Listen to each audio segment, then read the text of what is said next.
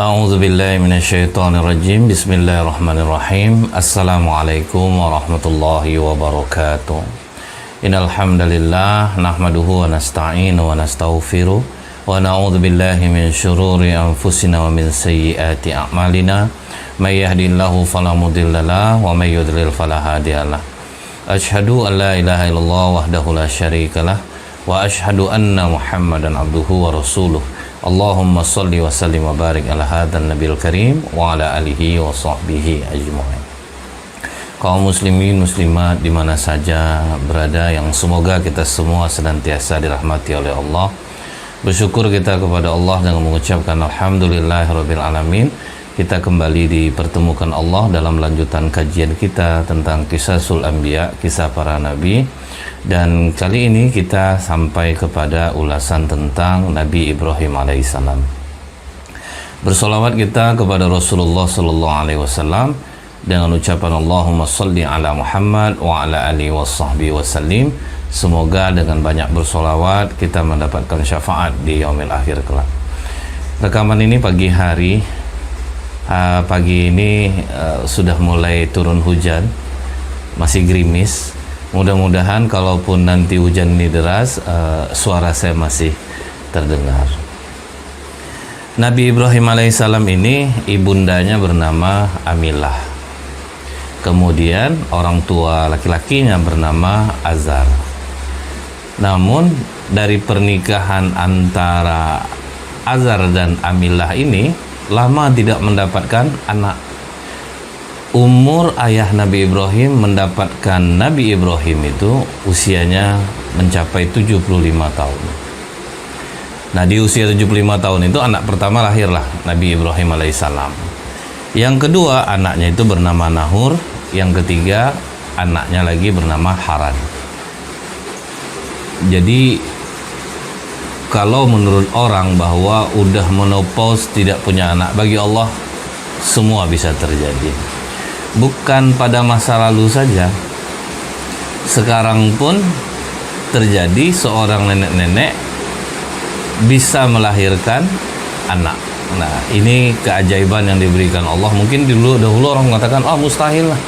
Nggak tahu, coba kita buka di Google seorang nenek melahirkan bayi. Kalau tidak salah saya usianya 71 tahun, tapi saya lupa namanya. Tidak ada yang tidak mungkin bagi Allah. Pengetahuan manusia pendek, tidak bisa mencapai itu. Tetapi bagi Allah itu sangat mudah kalau Allah menginginkannya. Kemudian penduduk di tempat Nabi Ibrahim ini namanya daerah Harun. Harun ini mereka itu banyak sudah yang sesat dari jalan Allah. Nama daerahnya itu daerah Ausat. Jadi adapun kelahiran tempat Nabi Ibrahim ini namanya Kaldaniun, yaitu Babil. Babil ini kalau tidak salah saya Yordan. Ini kemungkinan kalau tidak salah saya Yordan. Nah, jadi mereka sudah banyak yang kafir. Dan dalam riwayat ini hanya Nabi Ibrahim alaihissalam yang tidak menyembah berhala. Semua sudah menjadikan berhala sebagai Tuhannya. Termasuklah ayah Nabi Ibrahim alaihissalam.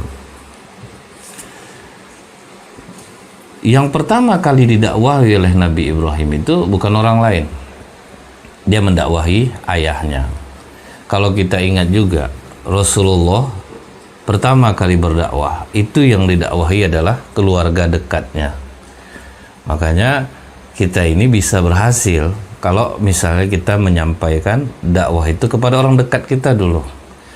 Karena orang dekat kita itu dia sudah kenal dengan kita. Kalau kita punya dagangan, kalau trik MLM, pasti yang dianjurkan adalah ke keluarga dekat dulu tawarkan. Nah, ini sebetulnya konsep dakwah, cuman mereka yang ngambilnya.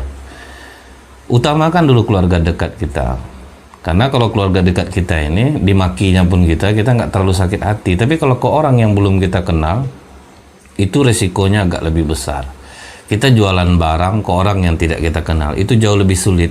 dibanding dengan kita nawarin barang ke kawan yang sudah kita kenal. Nah, konsep dakwah ini kalau dipakai di perdagangan pun insya Allah berhasil.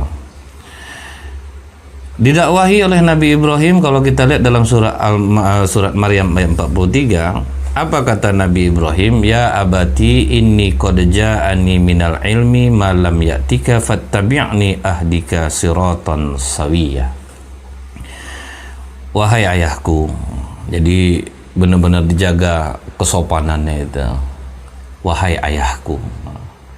Kalau kita memanggil ayah kita ya abati, wahai ayahku, itu ungkapan yang sangat lembut. Karena kan kalau orang ayah, ibu, tapi jarang yang memanggil ayahku, ibuku, itu jarang. Dan itu lebih asik kalimatnya itu terdengar, lebih enak di dalam jiwa.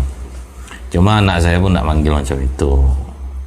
Ini panggilan yang sangat lembut yang didengar oleh seorang ayah. Kata Nabi Ibrahim, wahai ayahku, sesungguhnya telah datang kepadaku sebagian ilmu yang tidak ada padamu, yang tidak kau ketahui.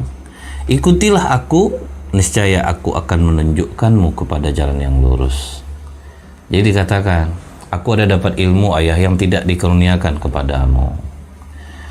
Karena banyak orang menganggap saya ini umur dah tua, lebih banyak ilmu saya daripada kamu. Nah, jangan pernah kita merasa seperti ini. Kalau orang tua itu umur yang tidak bisa kita kejar, tapi kalau ilmu, anak muda bisa lebih tinggi ilmunya daripada orang tua. Jangan orang tua itu mengikuti egonya, saya lebih tahu, duluan saya lahir lagi. Ini kan kalimat yang sering kita dengar.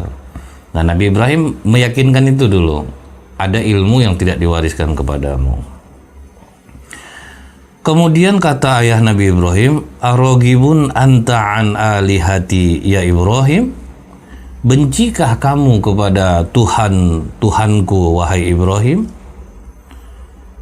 La illam tantahi la arjumannaka wahjurni maliya. Kalau kau tidak mau berhenti Ibrahim, aku rajam kau, aku lempar kau sampai mati. Kalau kau tidak mau berhenti, dan tinggalkanlah aku buat waktu yang lama. Kau nak pergi dari rumah nih.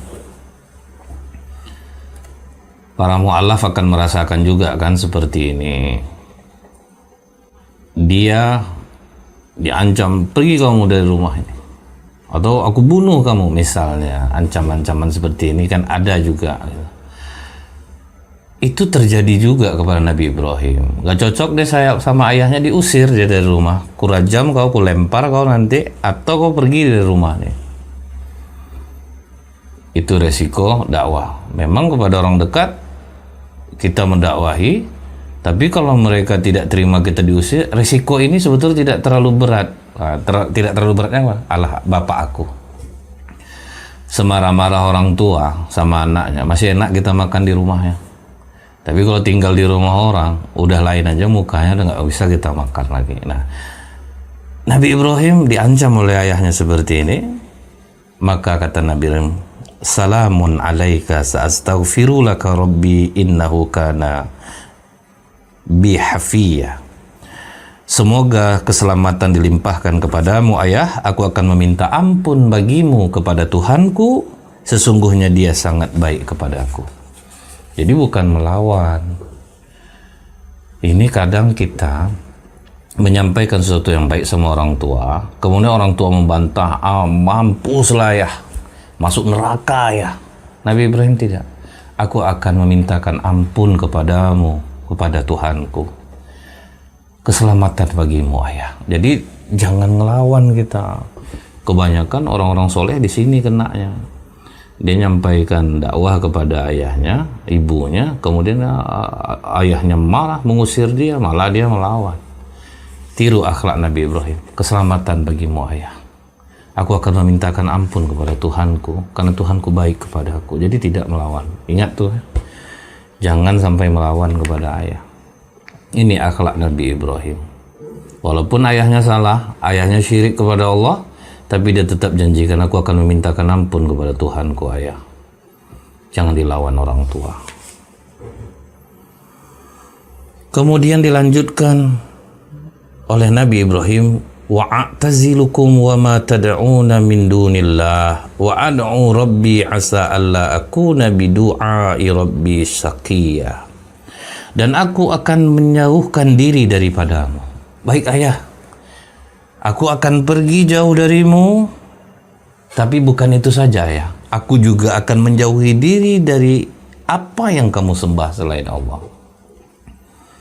Di sini juga pelajarannya, kalau orang dekat kita itu membuat kita menjauh dari Allah, meninggalkannya itu lebih baik. Karena kalau kita tetap di sana, takutnya nanti hati kita yang lemah ini terikut jadinya. Nah, Nabi Ibrahim milih itu. Kau usir aku ayah, aku jauh darimu dan akan aku jauhi dari sembahan-sembahanmu. Orang baik berteman dengan orang buruk, itu cepat dia terpengaruhnya. Lama-lama dia menganggap sepele dosa. Itu bahayanya bergaul dengan orang buruk. Ini orang yang tidak menyembah Allah, kata Nabi Ibrahim, akan aku jauhi juga Tuhan-Tuhan yang kau sembah selain Allah. Dan aku akan berdoa kepada Tuhanku, mudah-mudahan aku tidak akan kecewa berdoa kepada Tuhanku. Ini pelajaran yang sangat berharga. Diusir oleh orang tua pergi, tapi tetap mendoakan orang tua dengan keselamatan, tidak melawan. Kemudian juga Nabi Ibrahim mengatakan, akan kujauhi juga sembah-sembahan yang kau sembah. Jangan berteman dengan orang-orang yang membuat hati kita bisa berpaling dari Allah. Bukan masalah syirik saja. Punya teman, cari duitnya keras. Cari duitnya itu betul-betul bekerja yang hampir saja boleh dibilang dia itu tidak cukup waktu 24 jam. Berkawan kita dengan orang seperti ini, kita bisa berpaling dari Allah. Jadi hati-hati nih kita berteman. Kalau rasanya berteman akan memalingkan diri kita kepada Allah, contohnya nih ibu-ibu nih. Ibu-ibu bergaul tidak ada jadi masalah. Tapi terkadang akhirnya memaksakan diri padahal dia miskin, gabung sama ibu-ibu menengah ke atas, dia maksa sampai berhutang-hutang. Nah, ini bahaya. Karena kan kadang-kadang ibu nih, jangan lupa ya Jeng, kita ngumpul besok dress code-nya atasannya ini, bawahnya ini, kita ngumpul di kafe ini. Nah, akhirnya dia berusaha supaya terlihat mampu juga, hutang jam, hutang tas, ambil ini, ambil itu. Akhirnya menyesal. Jangan berpaling dari orang-orang yang mengingatkan kita kepada akhirat. Punya teman sederhana, ngajak pengajian, tidak berlebih-lebihan. Kita temani dia, itulah orang yang terbaik untuk kita. Kemudian Nabi Ibrahim ini ditolak oleh Allah doanya. Orang banyak menganggap ya berarti kan kita boleh mendoakan orang tua kita yang tidak beragama Islam, yang tidak menyembah Allah, boleh kita doakan. Jadi ingat, Nabi Ibrahim mendoakan ayahnya itu sebagai janji bagi dia kepada ayahnya. Tapi ditolak oleh Allah. Itu dalam surah At-Taubah ayat 114. Wa ma kana istighfaru Ibrahim li abih illa an mau'idati wa'adaha iyyahu falamma tabayyana lahu annahu aduwwul lillah tabarra'a minhu inna Ibrahima la'awwahun halim. Dan permintaan ampun dari Nabi Ibrahim kepada Allah untuk bapaknya, kata Allah, tidak lain hanyalah karena suatu janji. Dia janji mendoakan ayahnya yang telah diikrarkannya kepada bapaknya. Jadi kan waktu dia pergi, dia berjanji akan mendoakan bapaknya. Maka tatkala sudah jelas bagi Nabi Ibrahim bahwa bapaknya itu adalah musuh Allah, maka Ibrahim berlepas diri daripadanya. Sesungguhnya Ibrahim adalah orang yang sangat lembut hatinya lagi penyantun. Akhlak Nabi Ibrahim lembut lagi penyantun. Tetapi ketika dia tahu ayahnya musuh Allah, aku berlepas diri. Nah itu ingat. Jadi tegas, lembut, itu kombinasi yang baik yang ada dalam diri seorang muslim. Kalau memang yang enggak, kata Allah enggak. Jadi enggak dipaksain. Sama seperti Rasulullah berdoa untuk pamannya Abu Thalib. Kenapa ditolak Allah? Karena Abu Thalib syirik kepada Allah. Padahal jasa Abu Thalib banyak kepada Rasulullah. Nah ini ketegasan yang harus kita punya ini. Aku tegas, aku lembut, tetapi kalau untuk hal sebenarnya ini nggak bisa. Walaupun kita dengan lembut menyampaikannya, gitu. Bukan pula kita tegas tuh harus nyampainya ngotot, mata melotot, ngomong-ngomong, enggak. Lembut, nggak bisa. Ayo pergi kita ke sana, kita nanti pesta-pesta, nih kawan-kawan ngumpul. Maaf saya nggak bisa. Kan bisa kita ngomong gitu, kita lembut tapi kita tegas. Imam Bukhari berkata, Ismail bin Abdullah memberitahu kami, saudaraku Abdul Hamid memberitahuku, dan Ibnu Abi Zib Sa'ad al-Maghbari dari Abu Hurairah, Nabi SAW bersabda. Jadi di dalam hadis ini, Nabi Ibrahim menemui bapaknya Azar pada hari kiamat. Sedangkan wajah ayahnya itu dalam kondisi kusut berdebu. Kemudian Nabi Ibrahim berkata kepada ayahnya, bukankah aku telah mengatakan kepadamu ayah, jangan engkau maksiat. Kemudian kata bapaknya, pada hari ini aku tidak lagi mendurhakaimu Ibrahim. Lalu Ibrahim berkata, ya Allah, sesungguhnya engkau telah berjanji kepadaku bahwa engkau tidak akan menghinakanku pada hari berbangkit. Adakah yang lebih menyedihkanku dari jauhnya aku dari bapakku? Jadi Nabi Ibrahim dengan lembut memohon kepada Allah, ya Allah, jangan hinakan aku di hari ini, jangan buat aku jauh dari bapakku. Maka kata Allah, sesungguhnya aku telah mengharamkan surga bagi orang-orang kafir. Ditolak. Jadi passwordnya itu untuk masuk surga syahadat, asyhadu an la ilaha illallah wa asyhadu anna Muhammadar Rasulullah. Allah fair. Ayah seorang nabi pun nggak bisa. Kamu nggak Islam, kamu mensekutukan Allah, nggak bisa. Walaupun anaknya seorang nabi. Itu yang harus kita fahami. Allah nggak ada cerita bagi Allah. Mau keponakannya nabi, mau ayahnya nabi. Pokoknya kalau nggak Islam, udah didakwahi, udah diutus Nabi dan Rasul, nggak mau ikut, nggak bisa. Kemudian, Nabi Ibrahim ini melihat tanda-tanda keagungan Allah di langit dan bumi. Kemudian Nabi Ibrahim ini pas melihat malam gelap, dia melihat bintang. Waktu belum dikasih wahyu oleh Allah.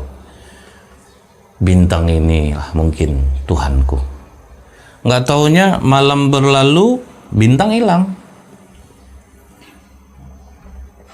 Nabi Ibrahim besoknya lihat lagi bulan. Wah, ini lebih besar nih. Mungkin inilah yang Tuhan. Waktu itu belum Allah kasih tahu. Begitu melihat bulan, ini Tuhanku, kata Nabi, ini lebih besar. Nggak taunya pagi hari lenyap, bulan tidak ada. Waduh, berarti ini bukan Tuhan. Begitu melihat matahari terbit, wah ini mungkin yang Tuhan ini, karena ini lebih besar dan terang benderang.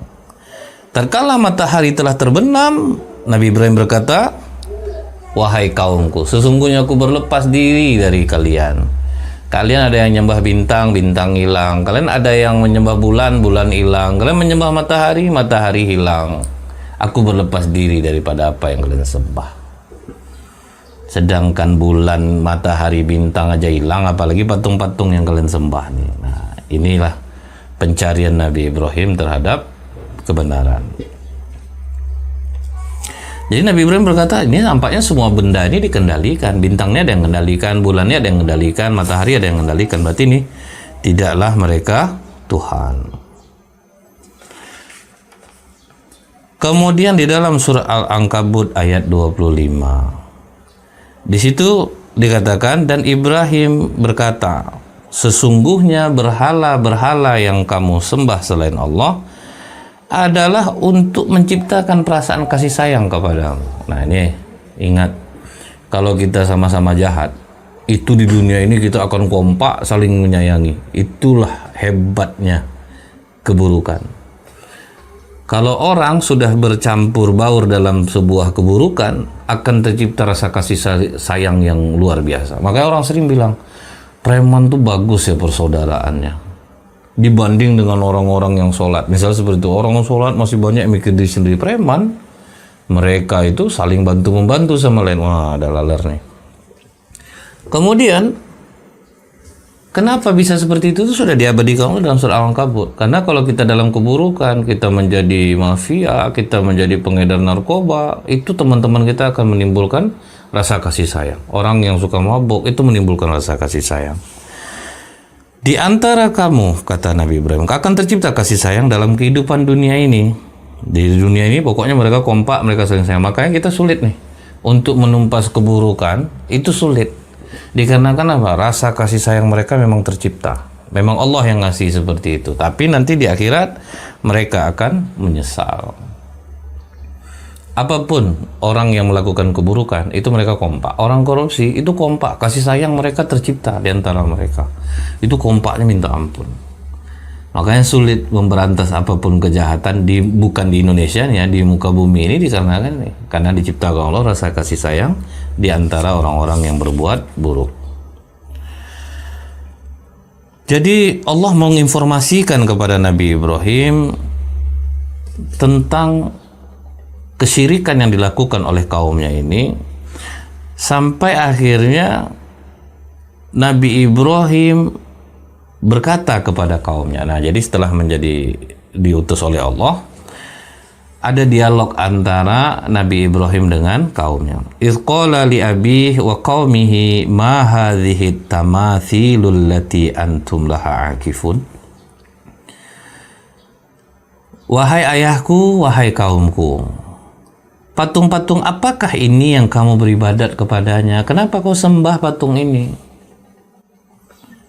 Kata kaumnya, qalu wajadna aba'ana laha abidin. Kami mendapati bapak-bapak kami nyembahnya. Nah, ini kadang jawaban orang itu, dia mengatakan ya orang-orang tua kami bikinnya kayak gini dulu ya kami buatlah. Jadi mereka tidak berusaha mencari tahu kenapa sih kok disembah ya berhala ini, apa sih untungnya, ini berhala ini apa. Nah, kita ini diajarin Allah, kalian tuh harus cerdas, kalian jangan mau ngikut aja, kalian mesti cari tahu dulu. Ibarat sebuah pepatah, sebelum merobohkan pagar, kita mesti tahu dulu pagar itu untuk apa digunakan. Nah, jadi ini sama kita seperti monyet ya. Kalau ada nih uji coba, monyet dimasukkan ke dalam kandang, terus ada tiang, di atasnya ada pisang. Nah, waktu monyet ini mau ngambil pisang, disiram pakai air, monyet ini langsung turun. Masih dalam kandang yang sama, dimasuki lagi monyet yang lain. Pas monyet ini naik, monyet yang tadi itu teriak-teriak, jangan naik, jangan. Mungkin itu bahasa monyetnya itu. Akhirnya yang kedua ini ikut. Oh ya nggak boleh ya, ngapa? Dia nggak tahu kenapa nggak boleh. Kemudian masuk monyet yang ketiga, makin kencang teriakan monyet nih. Akhirnya ngikut aja. Jadi pisang itu nggak pernah diambil-ambil. Artinya apa? Jangan kita sama dengan monyet, nggak tahu apa-apa atau diam aja. Harusnya cari tahu apa yang menyebabkan nih teman aku nih teriak-teriak nggak boleh ambil gitu. Tentu ada penyebabnya, cari tahu dulu. Cuman monyet ini mungkin karena nggak bisa komunikasi, aku tadi kena siram, nggak usah kau naik ke atas lagi. Enggak, dia pokoknya teriak aja, jangan naik, tapi tanpa menjelaskan apa-apa. Akhirnya ngikut terus, pisang itu nggak berani-berani diambil oleh orang. Nah, ini kita diajarkan, jangan main ikut-ikut aja ya. Bapak kami buat kayak gini dulu, mama kami buat kayak gini dulu. Dasar mereka buat itu tuh apa, mereka nggak menjelaskan kenapa ini akhirnya disembah, kenapa ini dilakukan seperti ini. Nah, dalam Islam sekarang pun kita gitu juga, kita diajarin, nah ini dari dalilnya ini, sejarahnya ini, kita baru mau terima. Jangan main gini aja, ini kita buat, ini bagus. Seperti ada sekarang sholat yang menghadap ke timur, yang zikirnya pakai, itu dari mana gitu. Kita harus cari tahu, tapi tetap ada pengikutnya. Banyak ini dalam Islam ini juga yang dilakukan sebagian orang aneh-aneh gitu. Ada yang sampai nggak sholat sama sekali. Pokoknya kita ingat aja kepada Allah itu udah sholat. Nah, ini seharusnya yang ikut itu cari tahu. Rasulullah aja yang udah dijamin masuk surga, sholat sampai bengkak-bengkak kakinya. Apalagi kita ini. Jadi jangan main ngikut aja. Kemudian kata Nabi Ibrahim, qala laqad kuntum antum wa aba'ukum fi dhalalim mubin. Sesungguhnya kamu dan bapak-bapak kamu itu berada dalam kesesatan yang nyata. Ini semua dalam surah Al-Anbiya secara berturut-turut 52, 53, 54. Setelah itu Nabi Ibrahim berkata dalam surah Asy-Syura diabadikan Allah ayat 72, 74, berhala itu mendengar nggak ketika kalian berdoa? Sampai di situ kalian Nabi Ibrahim, berhala itu mendengar nggak ketika kalian berdoa?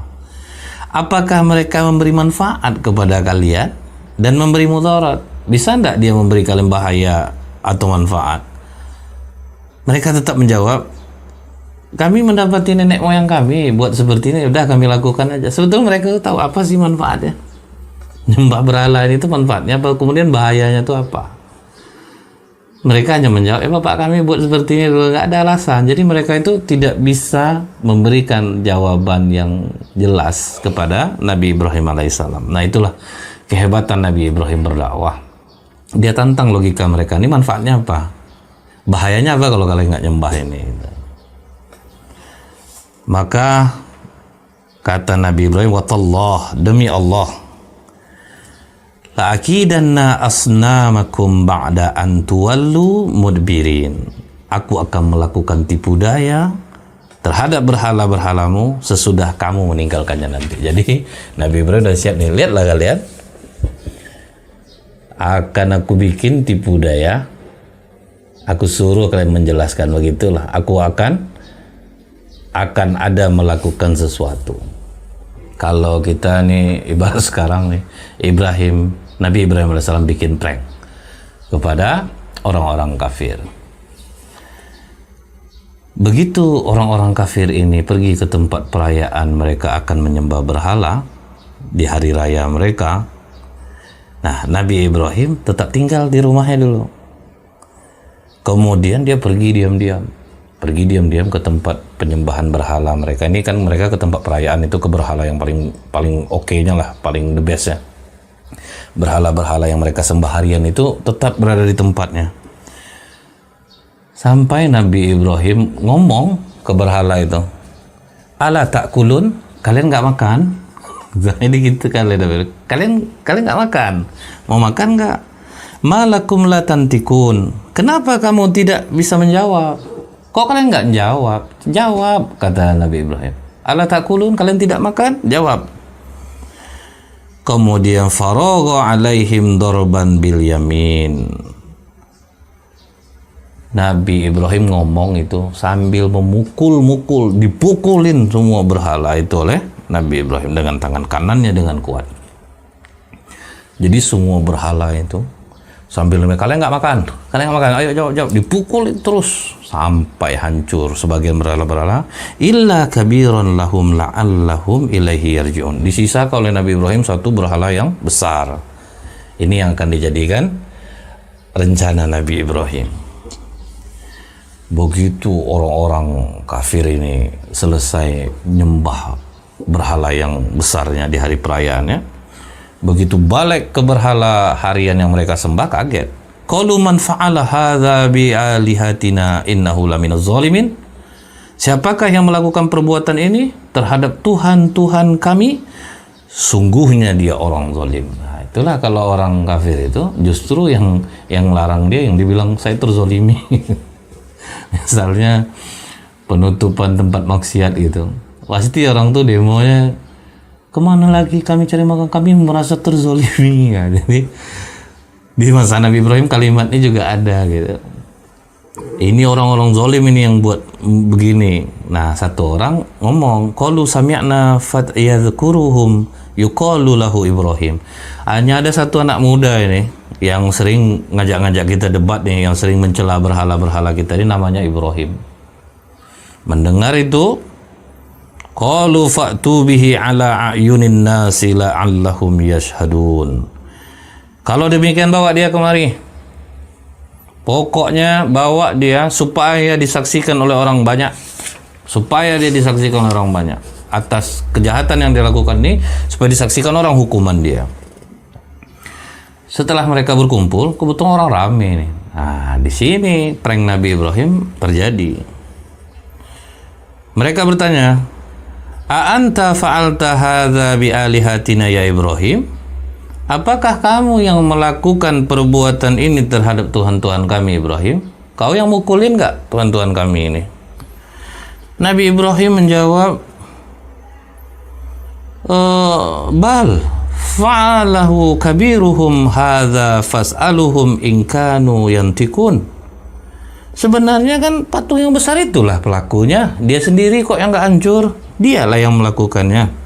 Tanya sama dia, kenapa dia utuh, yang lain hancur? Kemudian apa kata kaum Nabi Nuh? Laqad alimta ma haula'i yantikun. Kamu ini Ibrahim kan tahu bahwa mereka itu nggak bisa bicara. Jadi kena mereka, terperangkap. Apa kata Nabi Ibrahim? Afata'buduna min dunillah ma la yanfa'ukum syai'aw wa la yadurrukum. Tuh, mengapa kamu sembah selain Allah sesuatu yang tidak dapat memberi manfaat sedikit pun dan tidak pula memudarat kepadamu? Terus kenapa kalian sembah? Udah jelas dia ngomong aja dia nggak bisa. Kalian udah tahu, kok kalian sembah? Celaka kamu, apa yang kamu sembah ini, kata Nabi Ibrahim.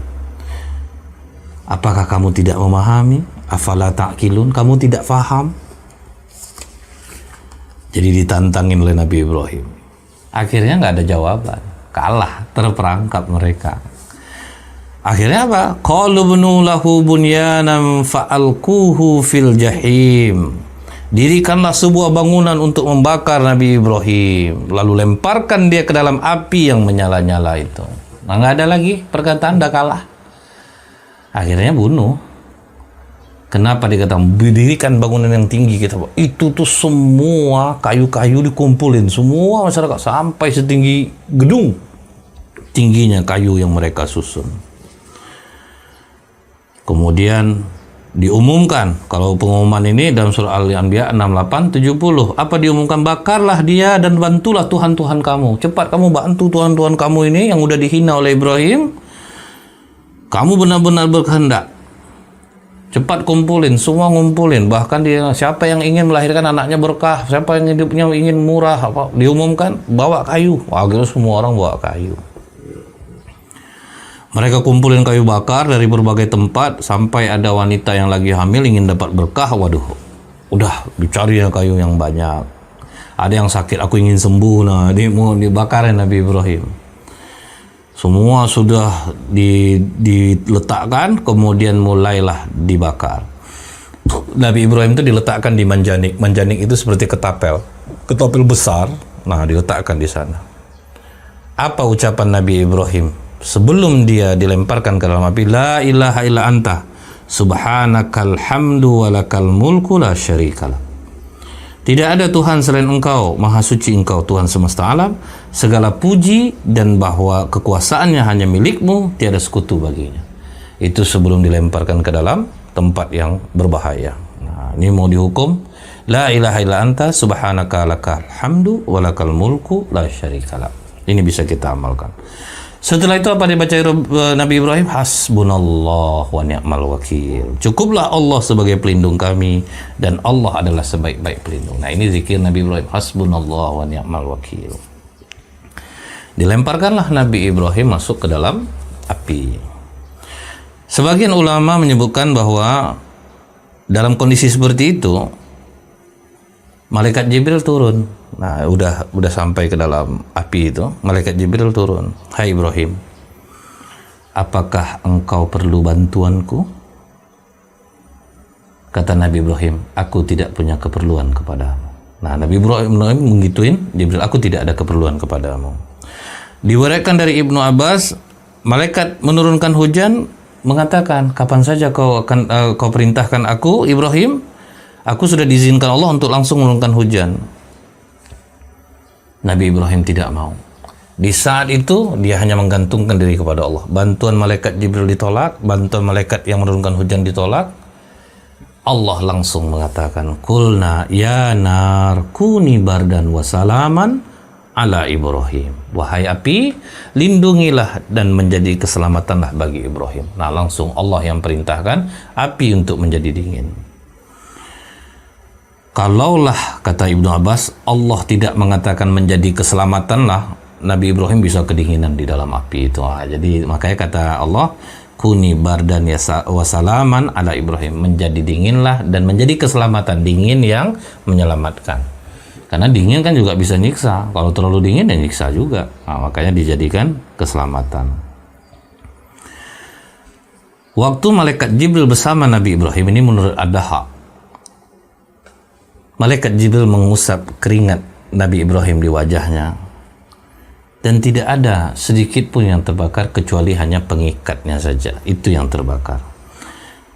Kemudian malaikat Jibril juga ditemani oleh malaikat yang menjaga naungan untuk Nabi Ibrahim, berada di tengah-tengah lingkaran di sekelilingnya terdapat api, tetapi dia seperti berada di dalam taman yang sangat sejuk, kata Nabi Ibrahim. Sampai dikatakan di dalam riwayat lain, riwayat Abu Hurairah, apa kalimat terbaik yang diucapkan oleh bapak Nabi Ibrahim melihat anaknya dalam kondisi seperti itu? Sebaik-baik Tuhan adalah Tuhanmu Ibrahim. Tapi tetap gak mau masuk. Udah nampak dia kenyataan mukjizat yang diberikan Allah kepada anaknya, dia cuma bilang sebaik-baik Tuhan adalah Tuhanmu Ibrahim, tapi gak masuk Islam. Tidak mau mengikut ajaran Rasulullah, yaitu Nabi Ibrahim alaihissalam.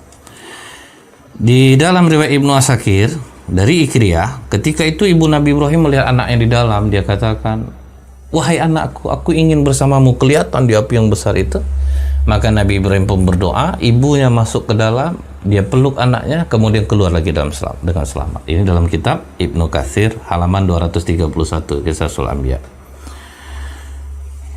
Nabi Ibrahim tinggal di dalam api itu lebih kurang 40 sampai 50 hari. Berapa lama api itu terbakar? Banyak betul kayunya, jadi kurang tambah. Tapi Nabi Ibrahim nampak, kelihatan dari luar, dia jalan di dalam itu, di lingkaran api itu, sama sekali tidak terbakar. Rasulullah Shallallahu Alaihi Wasallam, nah dalam hadis riwayat Imam Bukhari, Ubaidillah bin Musa memberitahu kami, Ibnu Juraid memberitahu kami, Abdul Hamid bin Jubair dari Said Musayyah dari Ummu Syaraik, anna Rasulullah Shallallahu Alaihi Wasallam amara bi qatlil wazagi wa qala kana yanfahu ala Ibrahim alaihi salam. Sesungguhnya Rasulullah menyuruh membunuh cicak, tokek, dikarenakan apa? Binatang inilah yang meniup api Nabi Ibrahim. Tokek mahal tat. Jadi itulah ujiannya nih. Jadi tokek, cecak, tikut tuh niup api Nabi Ibrahim. Janganlah jual tokek itu lagi, udahlah. Tapi saya lihat sebetulnya aneh kita ini. Jualannya jelas-jelas aja lah. Kadang udah diukur, udah masuk ukurannya ini, warnanya lah kena itu. Jadi buang-buang buang waktu lah sebetulnya itu. Mungkin ada yang berhasil jual tokek itu ya, tapi saya belum ketemu videonya sih. Mungkin ada ya, tapi kebanyakan yang kita tonton gagal berantem itu jadinya. Nah, bunuh, disunahkan kita membunuh cecak, disunahkan kita membunuh tokek. Sejarahnya apa? Jangan kita asal bunuh cecak. Sejarah itu apa? Dia ini ikut meniup api yang membakar Nabi Ibrahim. Semua makhluk, dalam riwayat disebut semua makhluk berusaha untuk memadamkannya walaupun tidak ada gunanya. Tapi mereka yang penting saya berpihak kepada Nabi Ibrahim. Ada burung kecil ambil air setetes siram. Kemudian cicak mengatakan, untuk apa kau siram dengan setetes itu? Paling tidak Allah tahu kepada siapa aku berpihak. Penting kita ikut membantu, walaupun sedikit. Kau juga ikut membantu meniup-niup, kau kena walaupun tidak ada fungsi tiupan cicak atau tokek ini. Dalam hadis riwayat Muhammad bin Bakar memberitahu kami, Ibnu Juraid memberitahu kami, Abdullah bin Abdurrahman dan lain-lain, pas masuk ke rumah Ummul Mukminin Aisyah, ada seorang yang masuk ke rumah Ummul Mukminin Aisyah. Waktu itu perempuan ini bertanya, untuk apa panah itu Ummul Mukminin? Kata Ummul Mukminin Aisyah, kami gunakan untuk membunuh cicak. Jadi ada sunnah memang ketika kita membunuh cicak itu.